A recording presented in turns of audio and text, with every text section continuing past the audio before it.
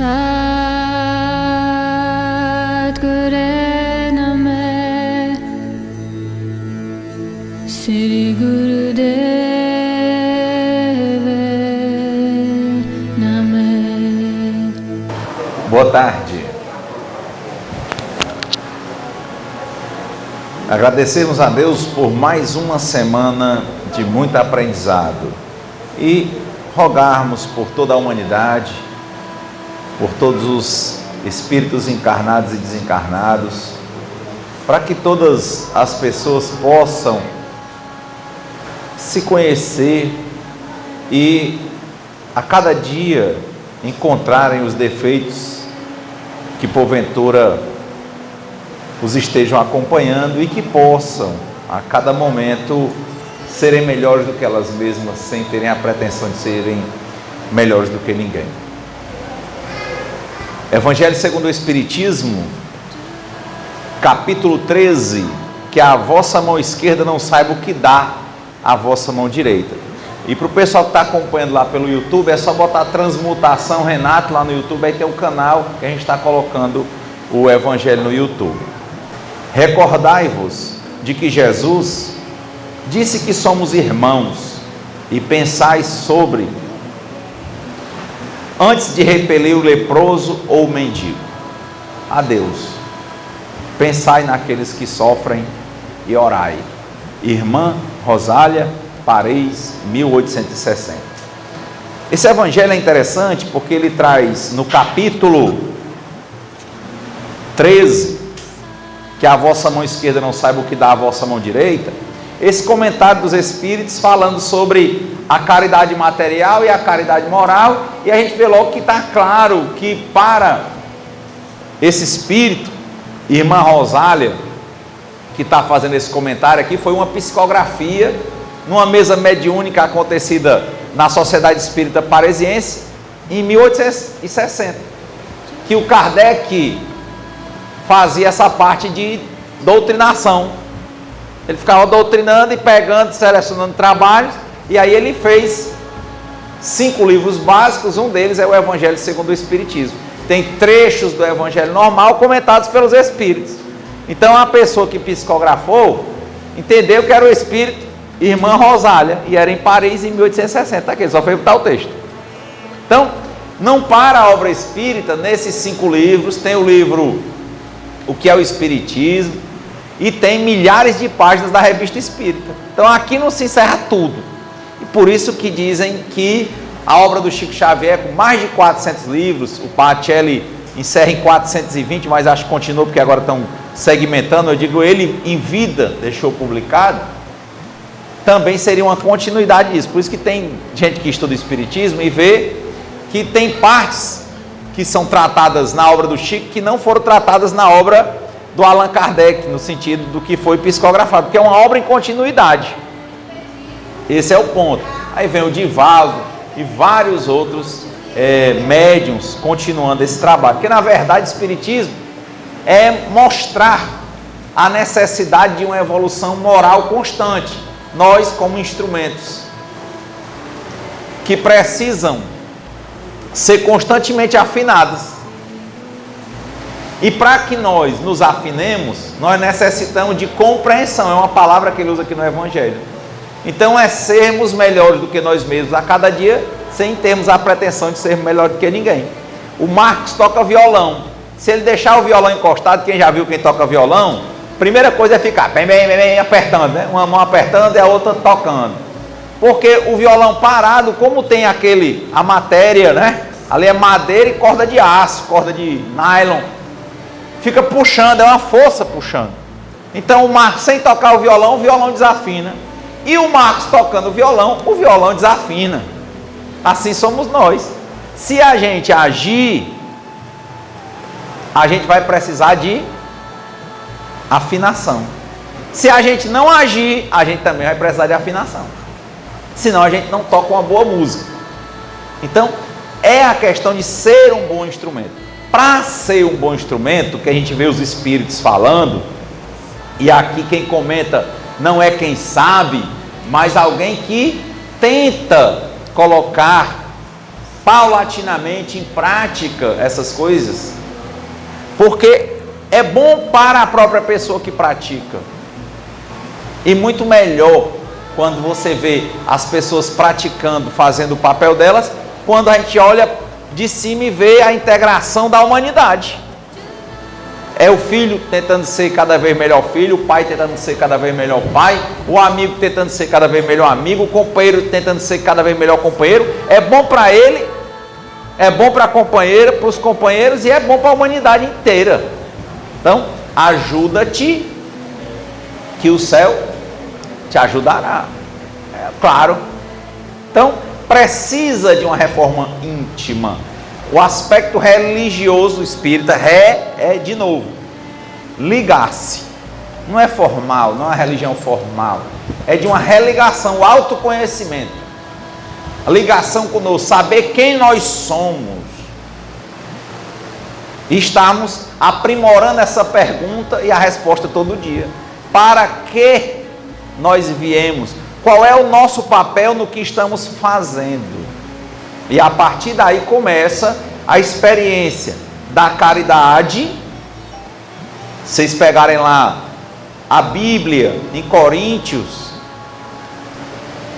Paulo fala, e algumas pessoas traduzem como amor e outros traduzem como caridade.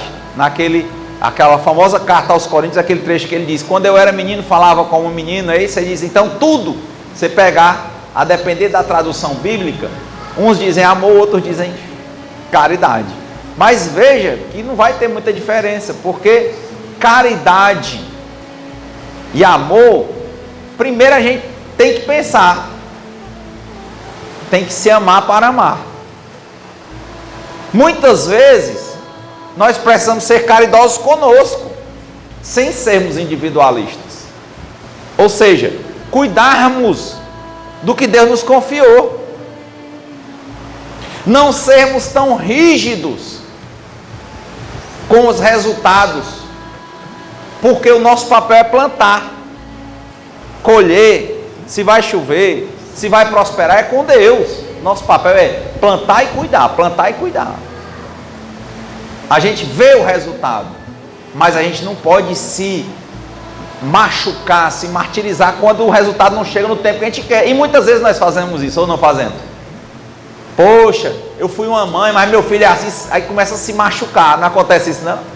Precisa fazer caridade consigo. Olha, o meu objetivo era puro, de fazer uma coisa boa, pensar se era mesmo, mas deu errado. É não se machucar, se amar, se perdoar, entender que seja o passado, pensar como é que vai ajustar, fazer primeiro as coisas primeiras, andar um dia de cada vez e ir devagar, começando sempre. Não adianta ficar com mágoa, com amargura, com autopunição. Tem que haver compreensão. Então essa é a primeira caridade. Compreender-se, ver as próprias feridas, curar as feridas que tem, se amar para amar. Porque quem está ferido, fere. Então, a primeira caridade, o primeiro amor, sem ser individualista, se você pegar os mandamentos, é amar a Deus sobre todas as coisas. Mas no mesmo mandamento, assim, aí vem que você continua e tem assim: amar ao próximo como a si mesmo. Como é que você vai amar o outro como a você mesmo, se você não se ama? Quem já tinha pensado nisso? Ou não é assim? Amar ao outro como a si mesmo. Aí tem gente que acha que não, eu não tenho que me amar, eu tenho que amar só os outros. Tem gente que está machucado dentro de casa, Rogério, aí não tem um bom relacionamento dentro de casa. Aí diz: agora eu vou fazer caridade no meio da rua, vive no meio da rua, e a casa dele perecendo, Rogério, dando comida aos outros, fugindo dos problemas que ele tem em casa, das dificuldades também que ele tem em casa. E daqui um pedaço ele está pedindo comida também. Porque ele não foi fazer a parte dele. Amai ao próximo como a você mesmo. Se você não se ama, se você foge de se conhecer, se você foge de encontrar os seus defeitos de caráter, se você não quer se ver, não quer se entender, não quer se amar, não quer agir, não quer melhorar, como é que você vai poder ajudar ninguém? É esse tipo de gente que o Evangelho fala, Rogério, que somos nós, quando estamos recaídos emocionalmente, que a gente começa a fazer uma coisa, aí quer ser logo tudo, aí começam as disenções, quer ser o dono do centro, quer ser dono das coisas, trata o outro com agressividade, se não tem um reconhecimento, fica logo com raiva, eu vou sair. Chega nos cantos, tem um dirigente, aí ele quer ser dirigente, o dirigente manda uma coisa, ele vai mandar outra. Rapaz, pode ele estar como tiver, chama uma reunião de serviço e a gente resolve. Não, ele quer resolver, senão ele começa logo, todo mundo é errado, menos ele. Está doente. Ai, eu vou com raiva. O cara fez uma pergunta para mim que eu achei fantástica. Ele começou a contar de vários relacionamentos dele que ele achava que não tinham dado certo. Quem já teve relacionamento difícil? Só 3 pessoas? Aí ele perguntou assim: o que você acha que tem de comum nos seus relacionamentos? O que é a coisa que tem em comum nos seus relacionamentos? Você mesmo.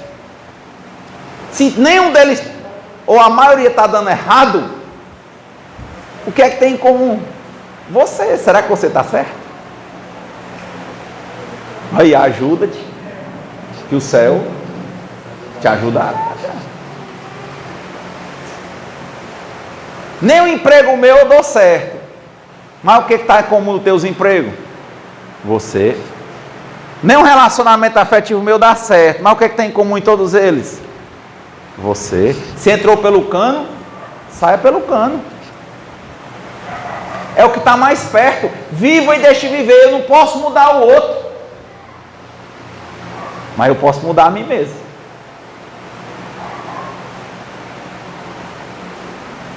É um ponto. Sempre olhar se a trave, quando eu vejo tudo errado,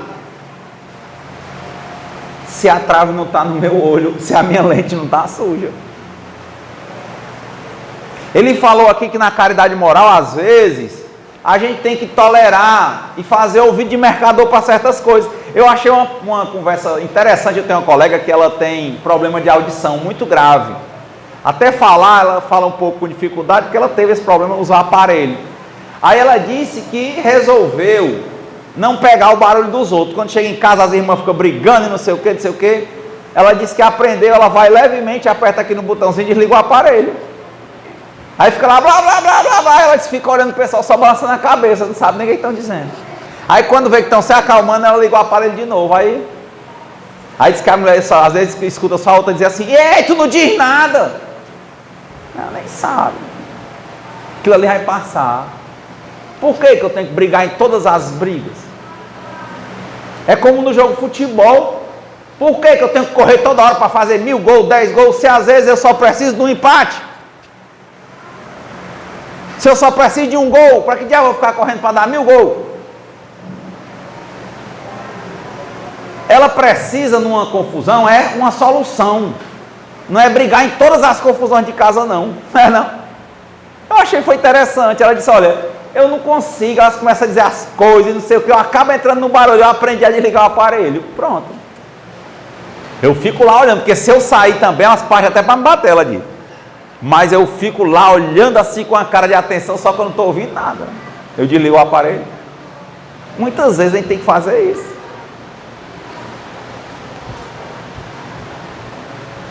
Muitas vezes, sermos a mudança que nós queremos ver no mundo. Olha a pergunta fantástica. Como é seu nome? Janeide. Zeneida. Ela disse assim: Renato, será que ela não está se omitindo?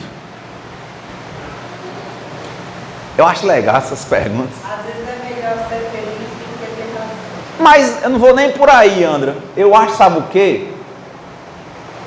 Tinha um ditado, eu adoro ditado, que era assim, ó: nada como um dia depois do outro, uma noite de sono pelo meio.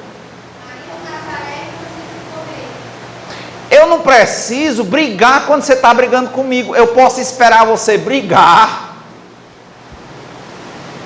se acalmar e depois eu converso com você. O que você acha que dá mais retorno? Será que quando uma pessoa diz uma coisa que eu quero rebater, bufo na hora, não é o meu baixo ego, a minha vontade de ser Deus, a minha vontade de mudar o outro, e talvez pior do que isso, eu quero humilhar o outro. Não quero resolver nada, eu quero é passar por cima dela, sabe? Porque sou eu tenho o melhor argumento. Se no final não vem sem argumento, eu grito, eu sei mais palavrão, e se duvidar eu dou uma mãozada nela, porque eu tenho força. Ou toda briga não começa baixo, com argumento, depois é com voz alta, depois com esculhambação e depois com agressão.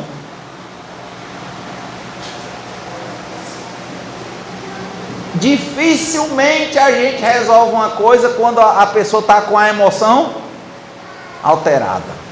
Aí a pergunta eu volto para ela, para Zeneide. E aí, Zeneide, tu acha que quando uma pessoa está brigando e eu fico em silêncio,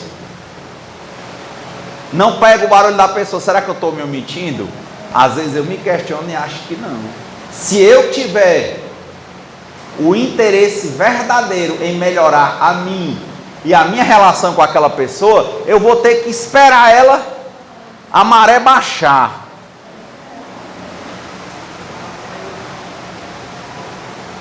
Um dia, eu passei por um episódio,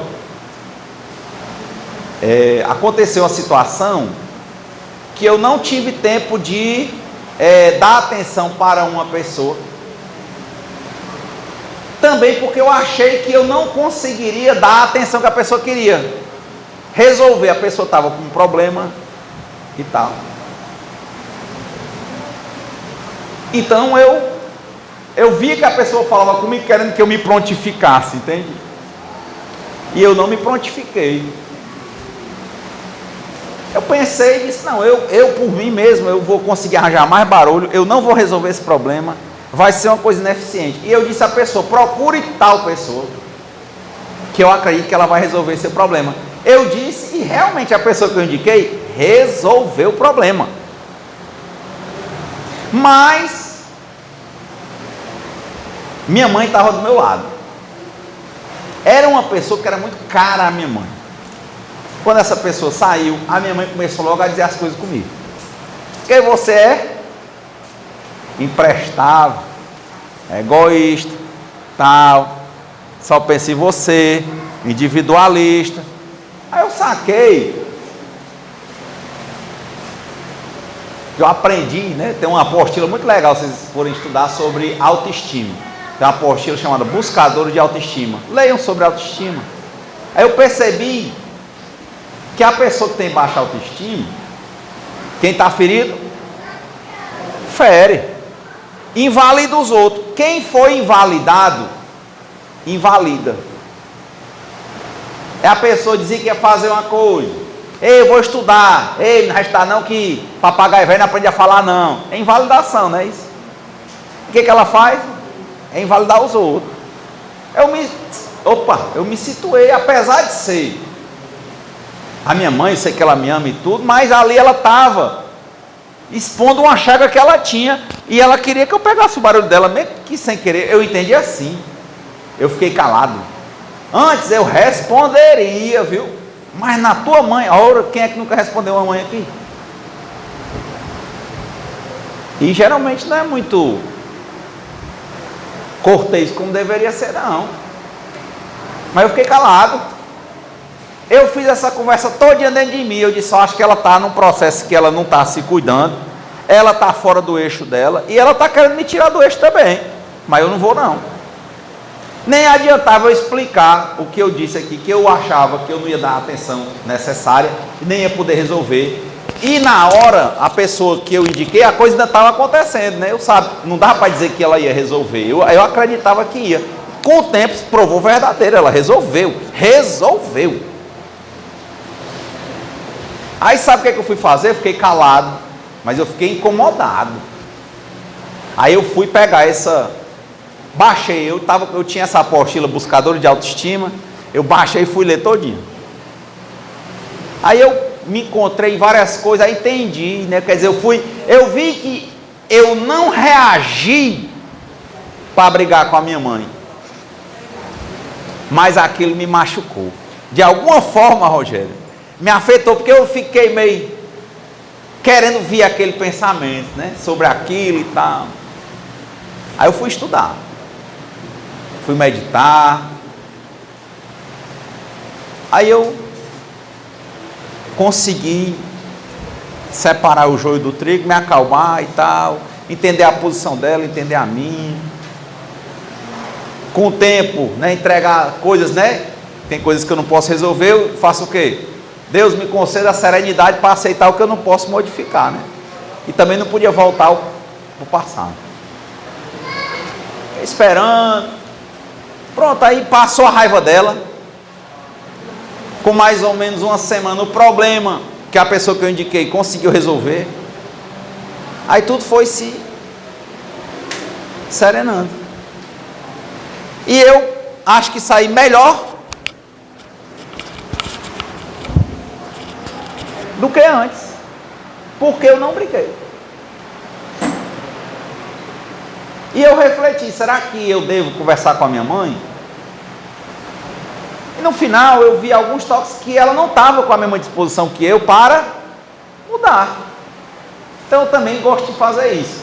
Eu acho que é assim, quando uma pessoa quer ajuda, ela vai e diz que quer. Quando alguém estender a mão pedindo ajuda, que a minha mão esteja lá, se eu puder ajudar. Eu ia indicar ela o mesmo que eu fiz. Mas como tudo que eu vi, para ela simplesmente passou, porque ela tem costume de fazer isso. Tem muitos momentos de amorosidade, muita maturidade, mas tem uns momentos de fragilidade, como todos nós, como eu tenho também. Mas antes eu brigaria. Agora eu não briguei.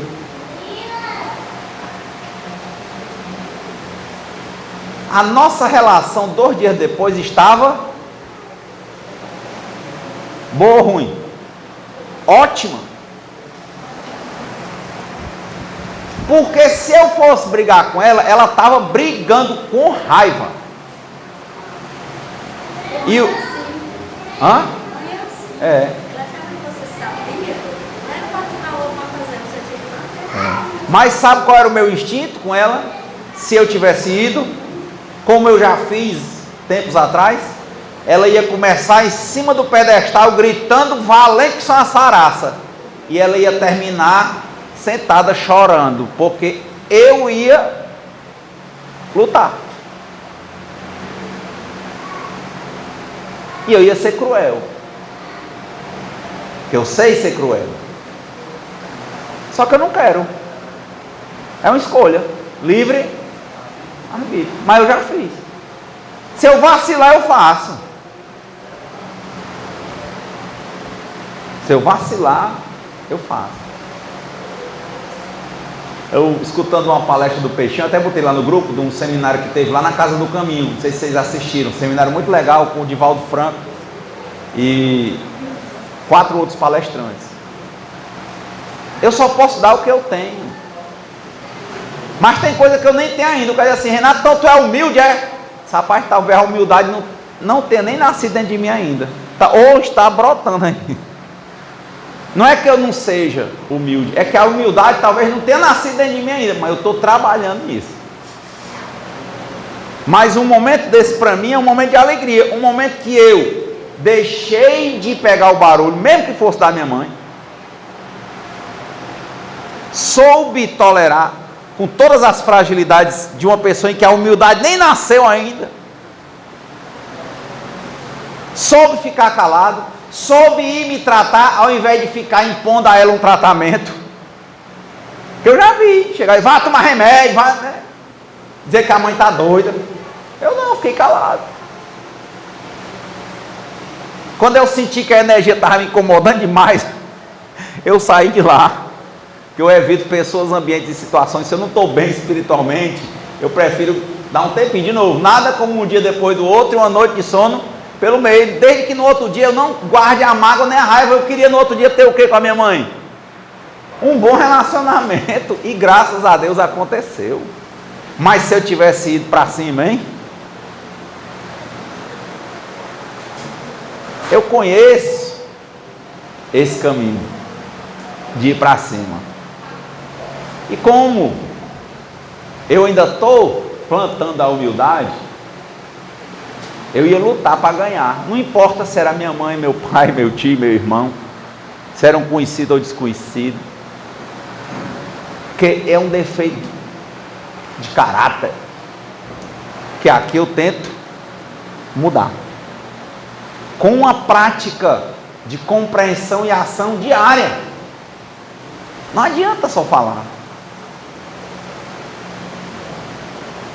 Ou seja, para ela, eu estava ouvindo, não é isso? Para mim, eu não tinha o aparelho da menina, sabe? Eu não tinha como ligar o multi, mas eu fiquei toda hora rebatendo aquela energia, sério. E ainda assim pegou um pouquinho. Eu fui me tratar. E no outro dia eu estava beijando minha mãe. Tu já pensou, Zenaide, se eu tenho ido para cima, hein? Quem já passou por situação parecida? E foi para cima? A gente não consegue não deixar o outro chorando? E serve de quê? Ela disse, mãe é assim. Pois é, e filho também é assim. É nojento. Lei de causa e efeito, ação e ação. Você joga lixo, não pense que você vai ficar com a mão cheirosa, não. Fica sempre um pouco de perfume nas mãos que oferecem rosas. E fica carvão em quem mexe com carvão. Não importa. Faça certo que dá certo. Faça errado que você sofre as consequências. É certo. Eu não tenho nada a provar para vocês. E nem ninguém tem nada a provar para mim. Mas saibam, ninguém faz nada escondido de Deus. Agindo, se foi bom, você sobe. Se não foi bom, ou você fica parado ou você desce. O bom não é um castigo eterno. Na hora que você cair na real que estava errado, se quiser subir, é só dizer, pai, perdão, eu quero subir. Ou então não diga nada, tome atitude e suba. Então eu acho isso muito interessante. Se a gente exercitasse ligar o múltiplo, um monte de besteira, porque um monte de coisa que mãe e pai, às vezes a gente diz para as pessoas que a gente mais ama, não tem nada a ver com o que tem dentro do nosso coração. É um momento de raiva, que é um momento de incompreensão, é um momento de desamor nosso, é um momento de falta de cura emocional nosso, e que a gente só vomita besteira, que era muito melhor que a gente não tivesse vomitado, mas o passado não pode voltar. Então era muito mais lindo se ela não tivesse escutado. E como é que eu vou dizer? Na minha compreensão, que eu posso estar errado, viu? Que quando uma pessoa briga, eu tenho que dar a resposta pay-buff. Porque se eu não der a resposta pay-buff, eu estou me omitindo. Eu não acho, porque eu sou agressivo, minha natureza não é a mais pura, senão eu não estava nesse planeta. Hoje, eu não sei se vocês viram as notícias, hoje pela manhã, em Camusim, pessoas estavam bebendo numa casa de show, e dois homens brigaram. Um deles era policial que estava de folga. Vocês viram essa notícia? E o outro não era. Não sei quem estava certo ou estava errado. Um foi preso. E quando estava na delegacia, hoje pela manhã, o outro que vinha da noite, né, como ele era policial, estava apaisando, teve facilidade de entrar na delegacia. Entrou lá e deu 10 tiros e matou o outro. Hoje de manhã. Eu não sabe o que você está falando. Mas eu pergunto, Renato, você fica com pena de quem morreu? Não, eu fico pensando nos dois, porque todos os dois cavaram um buraco imenso para eles, para a família deles. E talvez essa pessoa que foi lá ainda estava com a energia, porque foi logo depois da prisão, com a energia da briga, talvez com a energia da bebida, talvez com a energia da droga, com a emoção alterada, e ao invés dele esperar um pouco e depois ir lá pensar o que aconteceu, não, ele... Por isso que eu digo, nada como um dia depois do outro e uma noite de sono longa pelo meio. Se tem uma decisão grande para tomar, calma, ora, medita, dá um tempo, ignora certas coisas, vê o que está por trás de certas palavras. Para concluir, e a gente está aqui falando primeiro de caridade moral, né? Que foi a primeira que foi falada. E a caridade material eu achei interessante, porque só uma história, eu acho, do Chico já compensa. Perguntaram para o Chico Xavier, porque agora está inflação, gasolina a R$8, né? Assim, né? Naquele tempo, vocês mais bons veteranos, né? Conhecem que teve inflação de 6.000%, não foi? Já houve? A pessoa saia correndo, de manhã era um preço, de tarde era outro, era assim? Perguntaram ao Chico sobre crise. Aí ele disse: meu filho, crise? Como nós podemos falar de crise se eu vejo nossas mesas tão fartas? É o que o Evangelho está dizendo na caridade material. Não precisa ser tirado da sua boca para dar para os outros, não. Mas se não desperdiçar, se pegar o que você não está usando, se tentar somente usar o necessário, imagina aí a imensidão de caridade material que a gente faz só em não desperdiçar e em partilhar o que sobra ou o que ia cair da nossa mesa. Ensinar um menino a botar no prato e comer todo. Então, né, perguntaram, viu, Cláudio, para o Chico: Chico, e essa história da crise, né? Eles falavam muito nos programas de televisão, né? Ele disse: crise, meu filho, mas nossas mesas estão tão fartas, é só dividir o pão. Não precisa se matar, não. Pode ir atrás o tanto de coisa de acúmulo que a gente tem e que serve para o outro. Uma boa semana, que Deus nos conceda a serenidade necessária para aceitarmos as coisas que nós não podemos modificar, coragem para modificarmos aquelas que nós podemos e sabedoria para distinguirmos umas das outras. Que seja feita a vontade de Deus antes da nossa. Muita paz. Através de humildes palavras, nós viemos agradecer por tantas graças recebidas. Obrigado, viemos dizer.